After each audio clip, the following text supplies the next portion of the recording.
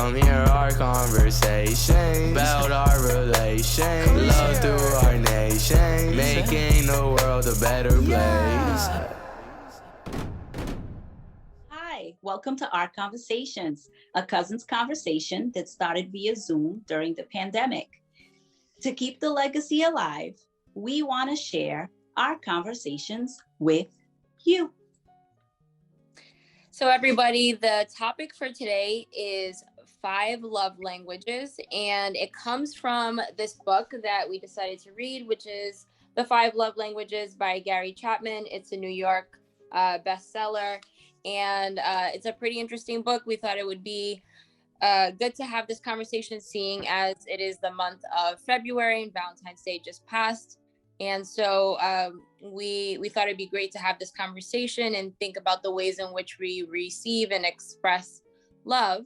If you're not familiar with the book, it breaks it down into the 5 languages, which are words of affirmation, quality time, gift giving, acts of service, and physical touch. So, ladies, what did you think about this book? What did you learn about your own love languages? I learned a lot. I didn't realize that, people had different love languages, first of all. So when I read the book for the first time last week, it was very insightful. So I don't necessarily know exactly what Andrew's love language is yet. We didn't have time to go that far, but I'm actually pretty anxious in finding that out. Mine was acts of service. I was actually surprised by it because I thought maybe it would be like, I don't know, quality time. But I think I get a lot of that with Andrew. We do a lot of things together. We go places a lot. So I don't think that I lack any of that. So I don't know, maybe that's why it was acts of service, but I was definitely surprised by it. But I do, as I went along reading the book, or rather listening to it because it was an audiobook, I realized that I would rather him help me vacuum or one of those things instead of, giving me a gift or whatever. I'm not really, that I kind of knew. I'm not really big on gifts. I don't really worry about that. It's nice to get them, don't get me wrong, but it wasn't something that I was, I'm waiting on. How about you, Liana? Yes, so from reading the book, I know that there's a primary love language and sometimes there's a close second. So for me, a close second is, so it's been, I read the book when it first came out, and I think it was back in the 90s, like late 90s. And what's interesting is the book, turned out to be a bestseller, and it's international now, and it's they've basically made it into a lot of different languages. But I also thought it was interesting that now there's, love languages for teens, love languages in church. And I think that's great because it's overall, it's about improving your relationships. And it doesn't have to be your intimate relationship. It could be a relationship with your children, with your friends, and knowing their love language will just make the relationship better and the way you're relating to somebody better. So what about you, Crystal? What's your love language? So I've taken this test a couple of times, and I took it recently, and it's essentially stayed the same. I have kind of 2 that seem to work together, seem to kind of be the ones that I scored the highest on. So words of affirmation are basically number 1, and closely followed by quality time. I do have some acts of service in there too, so I would say those are the top 3, but words of affirmation and quality time. So what does that look like for me? It looks like when people can either verbally tell me that they appreciate something about me, or even better, like a nice a card or a handwritten note, being able to express whatever it is that they appreciate about me, or something that they think is a good quality about me as a person. That always makes me happy. It fills my love tank, which is like a new phrase that I'm now using, which comes from the book. So it fills my love tank when people can like express that. Quality time is everything, right? And so that's like another way that I know that someone cares about me, is that they are putting other things aside just to spend some undivided attention with me. We're not watching the television, we're not on our phones at the table when we're having dinner. It's just we're together and we're having a conversation, and it feels good. I think that's part of the reason why I like our conversations, honestly, because there's nothing else happening in this moment for us, and it's quality time with each other. So that's just something that's coming to me right now as I'm talking about it. Yeah, it's funny you say that, because I was thinking the same thing. I'm like, oh, we got plenty of quality time going on here. Yes, because it has to do with undivided attention, right? So giving that someone your attention. And he makes it a point to say that, it's not the two of you watching TV, because something else has your attention. So it could be something as simple as sitting on the couch and talk, turn off the TV, sit on the couch and cuddle and talk. Well, mine is physical touch too, so I'm using the word cuddle. But I thought that was interesting that he says it's quality time, but it's your undivided attention. What I liked most about it was that even though he had the 5 love languages, there was different dialects, almost like in an actual language, right? So when he said, your let's say mine is, acts of service, something as simple as vacuuming, is something that would make me very happy. So for my partner, that's probably like, seriously, you wouldn't rather have me give you something that I can buy for you? You'd rather me I vacuum? But yeah, for me, I would be, if I come home after work and the everything's done and I can sit down and watch TV. Yeah, that's definitely would be great for me. That would fill my tank. Praise. But yeah, like that was the thing that really stuck with me. Is the beginning of the book, they use the example of someone who only speaks Chinese talking to someone who only speaks Spanish. They're going to have a hard time communicating with each other, and there's a lot of frustration that comes with that. And so when we think about the fact that people love differently, or they express love differently and receive love differently, like once you get that, and then it's like, oh, all I need to do, and it's it's not the easiest thing, but all I need to do is learn this other language. Yeah. And all of a sudden the doors open up. So it's just like a fascinating read. Yeah, it's funny because so while I've been reading it, I've been doing the little things that he tells you to do without Andrew knowing it. So I haven't told him yet. So when he sees this, he's gonna know, and we're gonna have he already agreed to read the book. Good. So yeah, so we'll see, how he does. And I just thought it was cute because I said little things to him during the week, like every day I'd say something and compliment him or whatever, and he's like, the other day he's like, what's wrong with you? Well, one of the things I know I thought about was my understanding is like when you first fall in love, there's this high, right? So a lot of things that somebody might do for you, you're going to just accept and feel happy and in love, but there are different, that like the relationship needs to transform, right? A relationship that lasts for a long time can't be the same like when you guys first met. Yeah. Can I just add that, like, what I saw, this is what I always take notes. So I had notes when I was reading. I love the whole mentioning of the falling in love phase. It's so true. And this was like a big aha that people go through, and they get frustrated and they don't understand why. But it's like, if you understood why, then you would maybe feel less frustrated. And like that pocket of time in the beginning, for some people, it's a couple of months. For some people, it's a couple of years.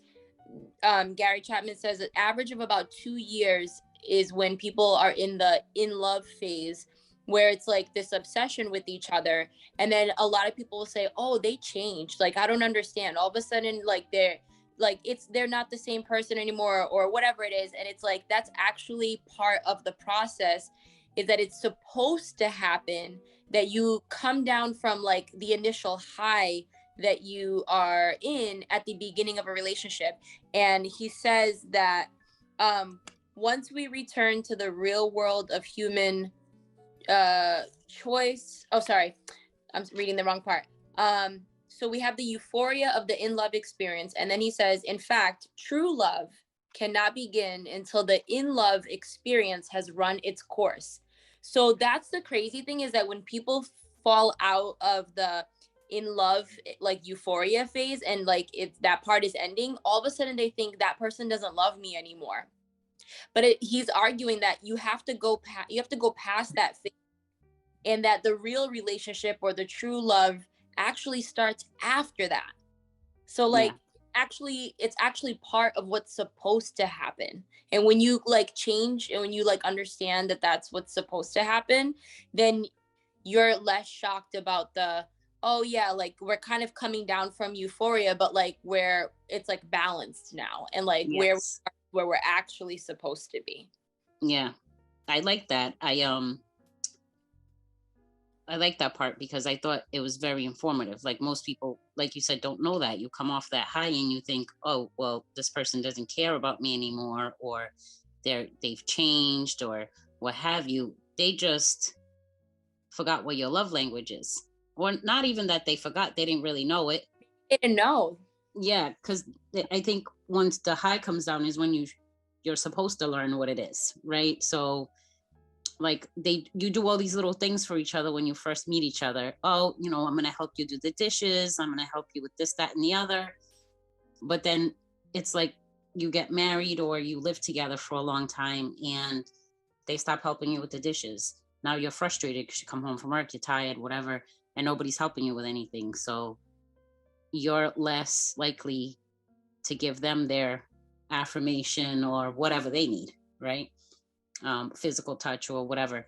So I thought that was actually pretty good. I'm going to recommend this book to everyone I know, because even my daughter, I was like, I would like her to read it, because I think it would be helpful for her once she gets into a relationship to know that these things happen and that you can fix them. And, people don't necessarily have to have a horrible ending to a relationship. Of course, it has to be both ways, but as long as you try, I think you can say at least you gave it your all. Yeah, I was going to say too, in what you're saying, Vonda, that it's a great conversation starter, so even if a couple or friendship or family members, I'm trying to broaden it out, right? Yes.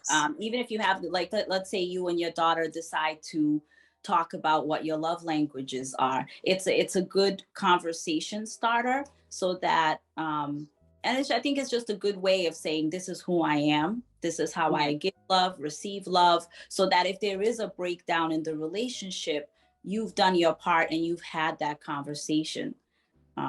What happened? Communicating what you want also, because I had that conversation with her the other day, actually, because I was like, well, if you don't tell somebody what you want, you can't expect them to read your mind, So, I mean, she's young, so I get it. It's like, you just think the other person should know everything about you.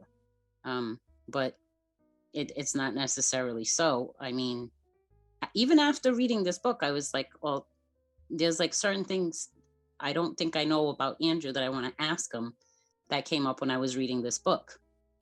Like, walking through your neighborhood and all that. When he was saying that in the book, I was like I know about him because I live here in Bristol with him, but I don't know that he would know what my situation is growing up in Pawtucket, coming from another country or whatever. So I thought that was interesting. Mm-hmm. Yeah, for me, I learned in both my husband and I taking like the profiles at the end of the book. They have like a profiles for husbands, profiles for wives. You can also take the quiz online, And it even asks you, you can take it as like part of a couple and as a single. So like anyone can take this quiz because it's right about like learning first and foremost about yourself. Right. So when I took this, so mine was words of affirmation and quality time. And he took it, and his highest was physical touch, followed by words of affirmation. So, but when you can find out like your percentage or your numbers by each one. So his highest was physical touch. My lowest was physical touch. Wow. So when I first read it, I was like, oh no, we're not compatible. And like, what is it mean? But it started a really great conversation because, in rereading it again recently and talking to him just tonight about it, it was like, well, the way that we give love is often how we hope to receive it. And the miscommunication is like, well, if I'm not getting, if I'm not receiving love from you the way that I give it to you, I think you don't love me. But actually, I just may not realize that's not your love language. It's his. So it's his. So this is the conversation that we've been having is like, he will be more likely to give the foot rubs, give the back rubs, the hugs, the kisses. And I like all of those things, but it's not the first thing that I'll go to do. So we were just talking about it today. Like if you initiate those kinds of things, and if I'm not doing them as often, you might think, she doesn't love me. In actuality, you're going to get me saying things like, I love you, or writing a bunch of cards for every occasion, sometimes for no reason. I'm the one that writes out all these cards and notes and all of that. And like, that's what I do. And it turns out that like words of affirmation is also what we have in common. So quality time is my highest, physical touch is his highest, but then our second language is words of affirmation. So like, that's what we have in common. So like, it helps to kind of have conversations about like, it's not that we're disconnected. We're just not expressing it the exact same way. So yeah. So it really creates a lot of great conversations because it helps you to understand it's not that the person doesn't care about you, but the way that they're expressing it might be different from how you hope to receive it. Mm-hmm. Well, like you two having the same physical touch thing, it might be, and it's not always, that's the other thing too. He was saying like men think that physical touch, it's just, sexual or, intercourse or whatever, but it's not. It's just a matter of someone putting their hands on your shoulder or rubbing your back or whatever, which I'm probably more that kind of person. As far as, the dialect goes, so if you're, like the words of affirmation thing, some people like little love notes, some people are more you saying it to their face. And so those are those things you got to learn about your partner. Yeah, what I was going to say too is that from what Crystal was saying, it's good to know that when he is showing you physical, so it's good to know that physical touch is his highest, so that when he is showing you that, if when he's giving you that type of love, you can at least, because you know about it, you can recognize it, right? So because he's already figured out that physical touch is his, and so when he does physical touch things to you, you can then follow it with words of affirmation, because you're affirming how he's showing you love, even if it's not your highest. And then when you guys go out for a date night, right, then he could, you can then say, hey, this is great, thanks for coming with me, it was fun hanging out with you. And so there's that word of affirmation again. But as an adult, I think there's a certain responsibility that you have to take to be aware that maybe there are situations that are happening that are getting in the way of your partner expressing the love language that you need to receive to feel loved. Well, I feel like, all right, so at the end of the day, communication is key. No matter what language you speak, you got to let your feelings be known, right? So, you got to ask your partner, I think there's a problem, how do we fix it? Or if they don't think there's a problem, well, why do you think there isn't a problem? To them, it's like that part in the book where they say that, someone's not a communicator. They can go on a long ride without saying 2 words. And the person who's a babbler can be like, what is wrong? There's something wrong with you. But there really isn't. They're just not okay with, they're okay with not talk or not speaking or what have you. So I think the communication part's kind of key. And if they know your love language and they're not speaking your love language, I guess at the end of the day, you just got to ask why.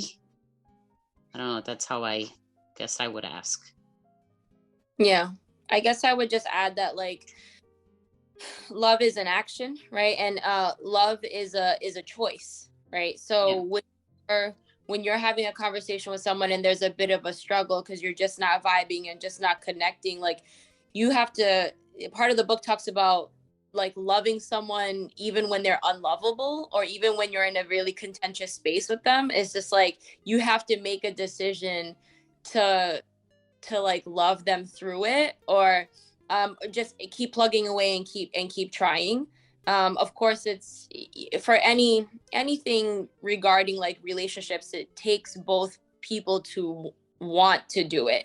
It's very difficult for one person to say, okay, I'm really going to read up on this. I'm really going to make the effort. I'm really going to try. I think there's like some frequently asked questions at the end of the book. And one of them asks, like, okay, what if I am continuing to plug away at my person's love language and it seems like they're just not receiving it? How long do I keep trying for? That's like a valid question. Yeah.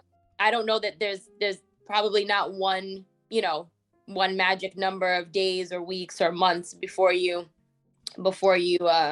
give up, if you will. But at the end of the day, it takes 2 people to want to be aware of whatever's happening and like what their love languages are. And yeah, we all have stressors, right? We all, especially the last 2 years, it's so easy to get lost in the day to day that we don't make those like little efforts. The good thing about this book is that, just like you can make it a point to learn any new language, you can also learn to try the other languages that you aren't particularly good at or you're not used to, that might make you feel a little uncomfortable. So like for me, like I've had to really be intentional about the physical touch. It's not right. It's my number 5. So, but I have a husband that it's his number 1. So I have to choose to think about how I'm going to try little ways. And like you said, Vonda, a lot of people think like, oh, every guy who takes this quiz, they must only be physical touch, right? And because they automatically go to that, and it's like, it's more than that. We have a billion plus neuroreceptors in our skins. So it's like, it's not just that physical act, it's a lot of everything else too. So you have to choose. I know that that's not my love language. I grew up in a household that wasn't so touchy-feely and I'm not used to it, but I love this person, so I'm going to try to speak their language. You just have to make an effort. You have to decide, a lot of stuff is going on, I'm going to make the effort. Yeah, so that I was going to say the same thing. It's a matter of how much do you love this person? I know that I'm not a huge winter snow person, but if Andrew wanted to go to Alaska, I'd suck it up and put on my snow pants and whatever and be nice and warm and go with him. He's not a big huge fan of hot humid weather. I could sit in it for a while and be okay before I'd have to hit the AC, but I know he would do stuff like that for me. So it's all about sacrificing things that you wouldn't normally do, but you do them because you love the person you're with. Yeah, you want them to feel loved, right? So if the whole idea is because you love them and you're in a relationship with them, You want them to feel loved. You want them to feel that being with them is a loving time and feeling. With my 4-year-old, I found that I'm giving her all of the 5 languages at any given time. And maybe because I'm conscientious of it, you know what I mean? Like, I know that these are the 5. I heard an interview with Gary Chapman where somebody asked him, is there a 6th love language? You know, he says no. You know, he goes, it's just a lot of variety of the same 5. And so I find myself using words of affirmation with her, you know, giving her a lot of hugs, helping her clean up her toys. What else? Physical touch, you know, a lot of hugs all the time. So that's what I've been doing. Like, it's interesting, right? That I'm using all of these 5 different love languages with her until we can then talk and she can take the quiz, and we'll figure, she'll be able to express to me out of those 5 different ways of showing her love, which one makes her feel more loved or just loved for who she is. I think it's great too, because knowing all this stuff, right? So it gives you not only a better relationship with your partner, but also, like you were saying, with your kids. And even with my grandson, having him over today, I noticed that I was doing the same thing you just said you were doing with Arya. So I don't, I find it like, it's been fascinating. You know, I really enjoyed the book. I like all the stuff he says. It's actually really funny. Because I listened to the audiobook, so it's actually him. Yeah. And so I really enjoyed it. You know, he gives seminars and stuff. I would love to go to one of his seminars. Actually, I think I'd really find it intriguing. And it seems like he's helped out a lot of people, you know, and like you guys said, his books are all over the world. So, you know, it's saying something. Yeah, there was the whole thing about the kids, it's making me want to read the one that he teamed up with some child psychologists, and they came up with the 5 love languages for kids. So that's my next step, is to read that one. And they do recommend you give your kids all 5, which is actually like a good challenge for those of us who might feel like one is harder for us to do. It's almost like you're coming out of like comfort zone to like help your kids, and that ideally you give them all 5 and they end up, you know, like becoming well-rounded emotional individuals who eventually will lean more towards 1 or 2 when they get older. But yeah, I've been finding myself like thinking about how I can do that with my sons.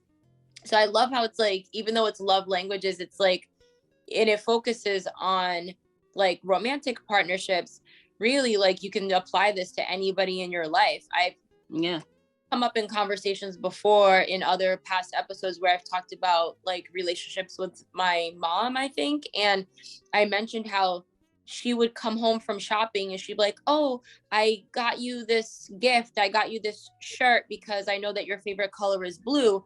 And for her, like, that's like the way that I show my daughter love. And receiving gifts is fine. Like, all 5 love languages are fine. But how would it have been if she knew that my love language was actually quality time? So it was a nice blue shirt. Thank you, Mom. But really what I wanted was her to spend time with me and not for her to buy me things. So it's funny you say that, because today, my mom's she's old school, right? So she doesn't want you to text her Happy Valentine's Day. She wants you to call her, talk to her, and say it, right? So I meant to call her all day yesterday, and one thing or another got in the way, right? But I did send a text. It wasn't like I completely forgot her. But so today she calls me at work, but I couldn't talk. So she texts me. The only people who called me was your 2 brothers to wish me a happy Valentine's Day. You didn't call me. This one didn't call me. That one didn't call me. And I know my mother, she loves flowers. So I was like, all right, well, I went to Stop and Shop. I had gotten her a card yesterday, but of course I'm at work. I'm in a rush. I leave the card at work. But I had planned on getting her flowers anyway. And my mother is a gift person. So when I read this book and I'm getting ready to go to Stop and Shop to get her the flowers, I'm thinking to myself, oh my God, she's a gift person, because she's always giving people stuff. Always. Like, even if you don't need it or want it, food, whatever it is, she's trying to give it to you. So I'm like, when I got there and I gave her the flowers, she was like ecstatic, forgot all about the fact that I didn't call her, whatever. And then she sends me this picture. She had the flowers in a vase with my grandson's picture in the front and an old picture of me from high school, my senior picture, and one of Tanisha's pictures on the side. It was like, this lady, she was so beyond herself. I was like, oh, she's so cute though. Like, but that's who she is. I realized my mom is a gift person. So that's her love language. I'm gonna have to learn that. You have to tell her about the 5 and see if that will help you get closer to knowing what hers, yeah, I plan on giving her the test. Yeah, because I get what you're saying, because I do that too. Like, because it says that it's the way they give love. Usually it's the way they want to receive love. So what was that? He had said that in his book about cultures and gift giving, the guy that he met when he went away or whatever. So it could be a cultural thing. Yes. Thank you, cousins, for joining. And thank you for listening to us have these conversations about the 5 love languages, again, by Gary Chapman. So check it out. And until next time, I'm Eliana. I'm Vonda. I'm Crystal. And this is Our Conversations.